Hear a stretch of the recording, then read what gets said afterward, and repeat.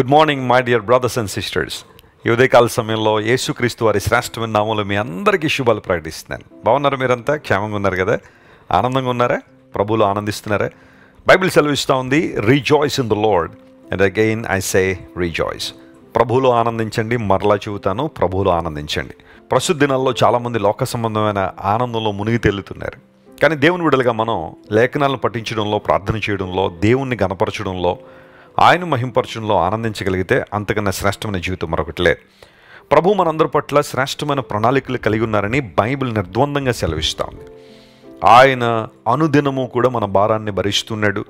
మన విషయంలో ఆయన ఆలోచన కలిగి ఉన్నారనే విషయం మనం తెలుసుకుని ఆయన ఆరాధించగలిగితే అంతకన్నా భాగ్యం మరొకటి లేదు. ఈరోజు వాగ్దానం కోసం కనిపెడుతున్నారా? బైబిల్ గ్రంథం తెరుద్దాం. ఇర్మియా గ్రంథం 24వ అధ్యాయం 6వ వచనం చదువుతాం. The book of Jeremiah chapter 24 and verse 6. వారికి మేలు కలుగునట్లు నేను వారి మీద దృష్టి ఉంచుచు ఈ దేశమునకు వారిని మరలా తీసుకుని వచ్చి పడగొట్టక వారిని కట్టెదను, పెళ్ళగింపక వారిని నాటెదను. ఎంత చక్కని వాగ్దానం! ఇర్మియా గ్రంథంలో అనేకమైన ప్రవచనాలు ఉన్నాయి, హెచ్చరికలు ఉన్నాయి, అదే సమయంలో వాగ్దానాలు కూడా ఉన్నాయి. హెచ్చరికలు ఎవరికి అంటే, దేవుని మార్గం నుండి తొలగిపోయి ఇష్టానుసారంగా జీవిస్తూ ప్రభువును విడిచిపెట్టి లోక సంబంధమైన విషయాల్లో ఉన్న వారిని దేవుడు హెచ్చరించాడు మరలా ఆయన వైపు తిరగమని. ఎందుకంటే ఆయన సృష్టికర్త, ఆయన తండ్రి, ఆయన అందరినీ ప్రేమిస్తున్నవాడు. తన మార్గంలో నడవాలని మనిషిని దేవుడు ఆజ్ఞాపించడంలో పొరపాటు లేదు. ఎందుకోసంటే ఆయన కలుగు చేశాడు కాబట్టి మనిషి మీద అధికారం ఆయనకుంది. అయితే గమనించండి ప్రియులారా, మనుషులు ఎప్పుడైతే త్రోవ తప్పిపోయారో దేవుడు తన ప్రవక్తలను లేపి వారిని హెచ్చరించారు. అయితే దేవుని మాటకు లోబడి, ఆయన హెచ్చరికకు లోబడి, ఆయన ఆజ్ఞకు లోబడి ఎవరైతే తిరిగి వస్తున్నారో, ఆయన మాటకి ఎవరైతే స్పందిస్తున్నారో మనస్ఫూర్తిగా, వారికి ఇవ్వబడే వాగ్దానాలు ఏంటో కూడా స్పష్టంగా రాయబడ్డాయి. దేవుణ్ణి ఏ ఒక్కరు కూడా నిలుపు చేయలేరు. ఆయన తన ప్రజలను దీవించాలనుకుంటే ఏ ఒక్కరు ఆయన్ను ఆపలేరు. తన ప్రజలను ఆయన ఉద్ధరించాలనుకుంటే ఏ ఒక్కరూ ఆయన నిలుపు చేయలేరు. ఆయన తనకు తానుగా మన జీవితాలు అద్భుతాలు చేయవాడు. ఈ చదవబడిన వాక్య భాగంలో మనకి ఇవ్వబడిన వాగ్దానం ఏంటంటే, వారికి మేలు కలుగునట్లుగా నేను వారి మీద దృష్టి ఉంచుతాను. ఎంత చక్కని మాట! నీ మీద దృష్టి ఉంచి దేవుడికి మేలు చేస్తానని వాగ్దానం చేస్తున్నాడు. చాలామంది అంటూ ఉంటారు, ఎవరూ నన్ను పట్టించుకోవట్లేదండి, నా మీద ఎవరికి దృష్టి లేదండి, అందరూ నన్ను తిరస్కరిస్తున్నారు, అందరూ నన్ను రిజెక్ట్ చేస్తున్నారు, అందరూ నన్ను పక్కన పెట్టేశారండి, నేను ఎవరికి అక్కర్లేదండి, ఏ ఒక్కరూ నన్ను ఏ విషయానికి సంప్రదించట్లేదండి, ఏ ఒక్కరూ నాతో స్నేహం చేయట్లేదండి, నన్ను ఎవరూ ప్రేమించట్లేదండి అని ఈ రోజులో చాలామందిలో ఉన్న బాధ అదే కదా, చాలామందిలో ఉన్న వేదన అదే కదా. ఆ డిసప్పాయింట్మెంట్కి రీజన్ వారు ఎదుర్కొంటున్న రిజెక్షన్. అయితే బైబిల్ సెలవిస్తూ ఉంది, నేను నీ మీద దృష్టి ఉంచాను. నీ కులాన్ని బట్టో, నీ మతాన్ని బట్టో, నీ జాతిని బట్టో, నీ పరిస్థితిని బట్టో దేవుడు నీ మీద దృష్టి ఉంచలేదు. ఆయన తన కృపను బట్టి, తన కృపాతిశయమును బట్టి నీ మీద దృష్టి ఉంచి నీకు మేలు చేస్తానని వాగ్దానం చేసిన దేవుడు ఆయన. గమనించండి ప్రియులారా, బైబిల్ పదే పదే సెలవిస్తున్న మాట ఇదే. దేవుడు మేలు చేయవాడు, మన మీద ఉన్న కీడును కొట్టివేసే సామర్థ్యం కలిగిన వాడు. పాపం వల్ల మనం సంపాదించుకున్న కీడును పశ్చాత్తాపంతో దేవుని దగ్గరికి వచ్చి ఒప్పుకున్నప్పుడు, పాప పశ్చాత్తాపాన్ని కలిగినప్పుడు దేవుడు ఆ కీడును కొట్టివేస్తాడని లేఖనం చాలా స్పష్టంగా సెలవిస్తూ ఉంది. అనేక సందర్భాల్లో దేవుడు ఆ విషయాన్ని రుజువుపరిచారు కూడా. మేలు చేసే దేవుడు ఎల్లప్పుడూ సజీవుడైన వాడు, ఎల్లప్పుడూ నిన్ను బలపరిచే దేవుడు ఆయన. తన యందు భయభక్తుల వారి నిమిత్తము ఆయన దాచి ఉంచిన మేలు ఎంతో గొప్పది అని లేఖన సత్యం. దాచి ఉంచాడట ఆయన ఒక మేలును. ఎందుకోసం అంటే తన యందు భయభక్తులు గల వారికి ఇవ్వడానికి. ఆయా సందర్భాల్లో చాలామంది తమ బిడ్డల కోసం ఆస్తులు కూడబెడుతుంటారు, లేదా కొన్ని విషయాలు దాచిపెడుతుంటారు. ఒక వయసు వచ్చిన తర్వాత, ఒక స్థాయికి వచ్చిన తర్వాత వారికి ఇవ్వాలనే ఆలోచన వారికి ఉంటుంది. వాటిని హ్యాండిల్ చేసే సామర్థ్యం వచ్చిన తర్వాత వాటిని వారికి ఇస్తారు. అవి వారి కొరకే పొందుపరిచారు, వారి కొరకే దాచిపెడుతున్నారు. కానీ అవి వారికి ఇచ్చే సమయానికి వారికి ఆ పరిపక్వత రావాలనే ఆలోచన. దేవుడు మనల్ని విస్తారంగా దీవించగలడు ఆయన. కానీ కొన్ని సందర్భాల్లో దేవుడు కొంచెం ఆలస్యం చేయడంలో కారణం ఏంటో తెలుసా? ఆ దీవెనను, ఆ ఆశీర్వాదాన్ని నువ్వు సరిగ్గా హ్యాండిల్ చేయాలని దేవుని యొక్క ఆలోచన, సరిగ్గా వినియోగించాలని ఆలోచన.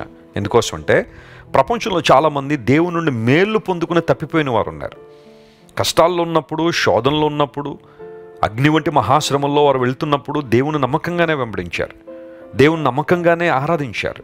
ఆయన గట్టిగా పట్టుకున్నవారు సుఖం వచ్చిన తర్వాత, లేదా పరిస్థితులు మారిన తర్వాత, ఆశీర్వాదాలు వచ్చిన తర్వాత, దీవెనలు వచ్చిన తర్వాత, మేళ్లు జరిగిన తర్వాత అందరూ ఇలా ఉంటారని అనట్లేదు. కానీ కొంతమంది ప్రభువును విడిచిపెట్టి వెళ్ళిపోయిన సందర్భాలు ఉన్నాయి. లేదా ఆత్మలో చల్లారిపోయిన అనుభవాలు ఉన్నాయి, భక్తిలో నిరసించిపోయిన అనుభవాలు చాలామందిలో ఉన్నాయి. అయితే బైబిల్ సెలవిస్తూ ఉంది, దేవుడు నీకు మేలు చేయాలని నీ మీద దృష్టి ఉంచాడు. ఆ వచ్చిన భాగంలో మనం చూస్తే ఆయన పడగొట్టక కడతారు అని, పెళ్ళగింపక నాటుతారని చాలా స్పష్టంగా అక్కడ రాయబడింది. ప్రభువు నిన్ను నిలబెట్టేవాడే కానీ, కట్టేవాడే కానీ నిన్ను పడగొట్టేవాడు కాదు. Praise the lord. లోకము, లోకస్తులు, భక్తిహీనులు, అన్యులు, దేవుని ఎరిగిన వారు నిన్ను పడగొట్టాలని ప్రయత్నం చేస్తారు.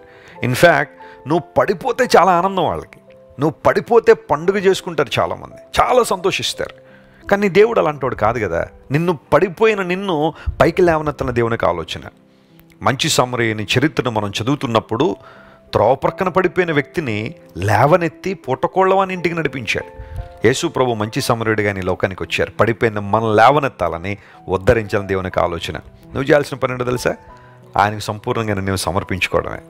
ప్రభువా, నీవు నన్ను లేవనెత్తువాడు గనుక నీకు నా జీవితాన్ని సమర్పిస్తున్నానని సంపూర్ణంగా ఆయనకి అప్పగించగలిగితే మరెన్నడూ పడిపోకుండా దేవుడు నిన్ను కట్టేవాడు, ఇంకెప్పుడు పెళ్ళగించకుండా దేవుడు నిన్ను నాటుతానని వాగ్దానం చేశాడు. సంఘం అనే ఆ వనములో దేవుడిని నాటి నీ ద్వారా తన నామాన్ని మహింపరుచుకుని తన రాజ్యాన్ని విస్తరింపచేస్తారు. అలాంటి కృప దేవుడు మీకు దయచేయను గాక.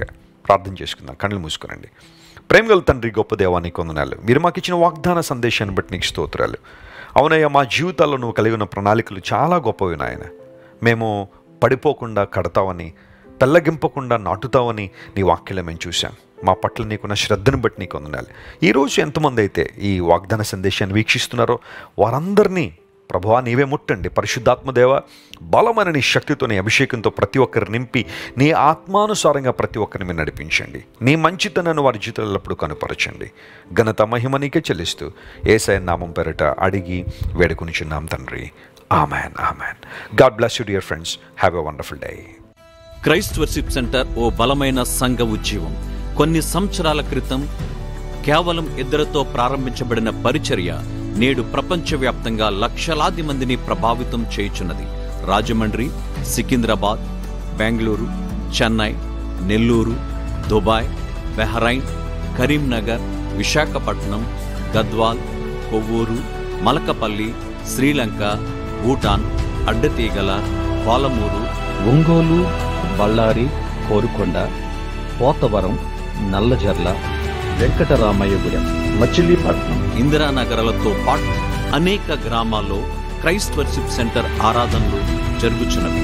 వాక్య సంబంధమైన ఉద్యమంలో, పరిశుద్ధాత్మ సంరక్షణలో కొనసాగాలనుకునే ప్రతి ఒక్కరికి మా ప్రేమపూర్వక ఆహ్వానాన్ని అందిస్తున్నాము. రండి, ఆత్మతో సత్యముతో ప్రభువైన యేసుక్రీస్తును ఆరాధిద్దాం.